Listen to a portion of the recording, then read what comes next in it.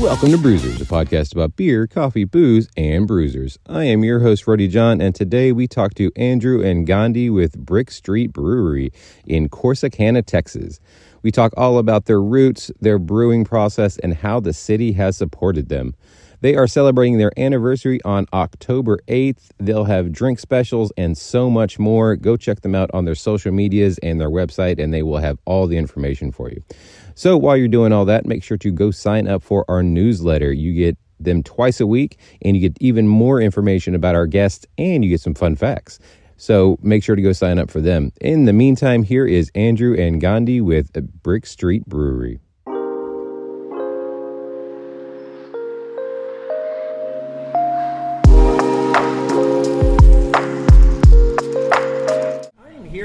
Brick Street Brewing in Corsicana, Texas, and I am here with Andrew Goins, owner and head brewer. There we go. Chirag Gandhi, manager. There we are. Now, just to start us off, what is everyone's earliest memory of alcohol? Ooh. I mean, your mom's over there. I don't want to get you in too much trouble. Well, no, I mean, you're older. Why don't you go first? Ooh, mine. Age before beauty. I would say I was about 16, 17. What was it? Johnny Walker with my dad. Wow, that's with a your good dad, one. I like it. That's a really good one. Yeah. As long as I drank at home, he didn't care. That's smart. Yeah. I'm not out doing stupid crap. Let's see. For some reason, I remember being very little. I don't remember the age. I was probably 6 or 8 years old, I think. And I snuck a beer out of the beer fridge in the garage. I don't remember. I vividly remember, because I'd watched my dad drink beer, right? So I vividly remember. I don't even know how I opened. I remember taking a couple sips and thinking it was terrible. Yeah, for sure. And I poured it out and threw it away. Yeah, my mom would always drink Budweiser, and I was like, did she let me have a taste? I was like, oh, nope, never mind. This is not what I want. That's exactly right. So going from there, what was y'all's gateway craft beer? Because as we all grow up, it's usually Coors or Miller or Bud or something. But then we actually have real beer, and we're like, oh, never mind. This is what beer could and should taste like. I wouldn't consider Pacifico a craft beer, but just my initial better beer. Yeah, I could see that. Yeah. Pacifico is delicious. Just a better beer than just your Miller Lite or your right. Yep. Well, I mean, now we're seeing Modelo is the number one beer in America. That kind of style of beer is, people want that extra bit of flavor, even though, you're still having, for the most part, lager, but it's Mexican lager. And look, Modelo's great. Yeah. Ice cold Modelo, you can't beat it. I absolutely love a Modelo or a Pacifico, no doubt. I would say, funny enough, it's 2 of them that I remember.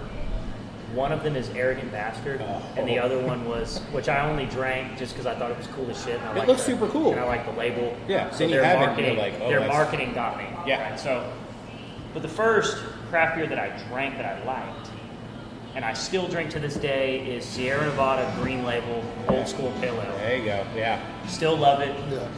That is a lot of people's actually gateway craft beer, I realized. Which, I mean, they've nailed it, and they're doing great stuff. It is, yeah. For a very long time. It is delicious. Yeah. Now, let's go into the brewery here. How did Brick Street Brewing begin? Well, it really began, I would have to say, brewing with my brother at his house when he lived here in Corsicana. And then I continued that. Well, no, let's back up a little bit. The first beer that I ever brewed was actually in college, right before I graduated. Right. And then my brother and I got super into it right after I graduated. We brewed in his backyard. And then I got my first job and moved to Central California. Oh, wow. And I brewed in the garage for 4 years. Jeez. So that's really kind of how I got started. And then during COVID, lockdown out there in California was especially terrible. Yeah. And I just made the decision, I'm not doing this anymore. I need to do what I want to do. And so here we are. It's really that simple. Decided to come back home, and I got tired of doing it for free. So how many of those recipes are you still using? Or did you kind of since you have to then go on a bigger scale and bigger equipment, did you kind of obviously change them as they went? I would say that what I brew here is not the same recipes, Okay. but they're influenced by what I did as a home brewer. Right. But I didn't translate anything directly. Right. If that makes sense. No, that makes sense. Yeah. I mean, like I said, you're having to scale things up Right. for obviously more mass consumption as opposed to you, your friends, and Yes. whatever party you're having. Correct. Yeah. Now, Corsicana is roughly an hour southeast of the DFW Metroplex, for those who don't know. And it was founded, actually, I didn't realize this, in 1848, and roughly 30,000 people live here, which I also didn't realize. For some reason, I thought it was more. But how was the process of opening a brewery down here? Because smaller towns, even some of the bigger cities, have issues when it comes to people opening a brewery. They think, oh, the drunks are going to be there. It's like not even like a bar, because people enjoy dive bars and they're going to have those everywhere. So what was the process of opening a brewery down here in Corsicana? I would say, in regards to some of the first things that you said regarding, unruly customers and things like that, that's not really a problem here. Yeah. And the reason why is because we don't serve any liquor. Right.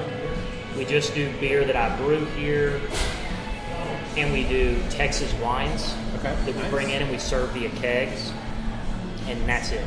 So that kind of keeps that mediated. Yeah. It also keeps it mediated because we don't stay open past 10 on the weekends. Okay. We just do not open late. And that's on purpose. I would say this is more social. Yeah. This is more of a social gathering, drinking, than to get wasted. Right. Well, I know just some people have that weird mind thought process of like, oh, it's a brewery, so people are just there to get drunk, which is not the case whatsoever. No. Yeah. In this town, there are places you can easily. Yeah, of course, yeah. But that's not what we are here. Yeah. Yeah, so to address that, I think that gets that out of the way, and that is a valid question. But most of the challenges were just really, how do I word this? Convincing the city government that this would not destroy the water supply, would not destroy the sewage system, just simple things like that, just because they'd never dealt with anything like this before. Right. And so it was just working with them to get them to realize that this is not the pipes are not going to explode. Nobody's drinking water is going to go bad. Right. It's just moving through that process was the most difficult. Once we moved past that, haven't had a problem with them, and they haven't had a problem with me. Nice. So other than that, I would say that was our biggest challenge. Yeah. And I imagine there was probably certain laws or different zoning that they had to do because of the fact that you were the first one, and I think still the only one here in Corsicana, right? That's correct. Yeah. So they actually, let me think, they actually rezoned a pretty big section of this downtown. Oh, wow.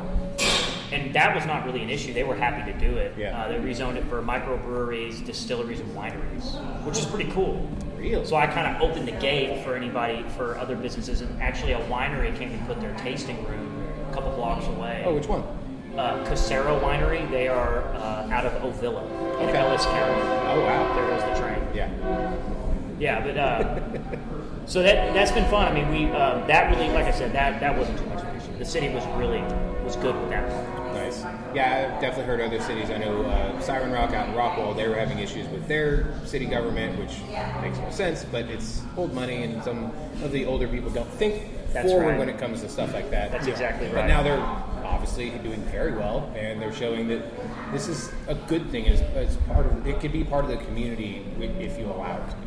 That's right, and I think Gandhi would agree with me. It's all about just the best way to convince them and persuade them is through success. Yes. So I think part of that also, an aspect of that would be you can either put your foot down and be right about an issue, or you can be open. Yes. Those sometimes in small towns, those two things are not the same. Yeah, Very it's true. two different things. Because they're the city government, they hold all the power, they can do what they want. True. And so sometimes you got to swallow and just be like, my success is being open and having people come in and enjoy the beer. Right. It's not over some minor issue of whether or not I got to have a backdoor device somewhere. Like, I know that I don't have to have it there. They say that I do, so I can either put it there and be open or not. Right. So I mean I think that was a big challenge as well, and that's fine. The success is having people come in and drink the beer. Of That's course. the success. Yeah. And Now, it shows with the mugs. Yeah, the Mug Club. yeah, the mug explain the club. mug club, these mugs to me, because this is absolutely amazing. Yeah, so the Mug Club is really quite simple. There's 115 of them right now. Wow. The way it works is when there's an open slot, you pay $30 to get in. And that's it. And yeah, that's it. And then only you have access to that mug with a number on it. Oh, cool. Yeah. So there's 150 people. 115. 115, sorry. Yes, sir. And from how far out do people go? Is like Oh, I'd say we got people coming in from Richmond Chambers Lake, so we got Mug Club members that live 20 minutes away. Yeah. For sure. I'd say the farthest would be that. Yeah. Well, no. Blooming Grove. We got Blooming We got Grove. people coming out of Booming Grove, Navarro Mills. Navarro Mills. Oh, we got some high school friends that live in Austin. They'll come out. They come up to visit family. They're Mug Club members. that is a stretch. Houston. Yeah. Jake. Jake. Yeah. Jake. Damn. Yeah, it's fun. And Yeah. we call them the BSB Mug Club Mafia. So they are, They're a breed, man. yeah. Thursdays are normally their night to shine, I Okay. have to say. Very nice. I don't know why. That's their thing. Thursday, man, there's not an open seat Yeah, it gets crazy in here on Thursday. in here. Thursdays are the new Fridays now, and especially now a lot of people are going to a 4-day week Yeah. work week, Yeah. which I think we'll see a lot more of that in the future. So Thursdays will be even bigger for a lot more people. You know, I've heard that with events and sports and so Oh, yeah. forth. So I imagine breweries obviously are going to be the exact same way. And it's fun too. I think Gandhi and I can agree, and he's back on the bar. I think the three of us would agree. Thursdays are the most fun too for the staff, Yeah. for us that are here working. Because it's all regulars. It's all regulars. and like we can the- goof off.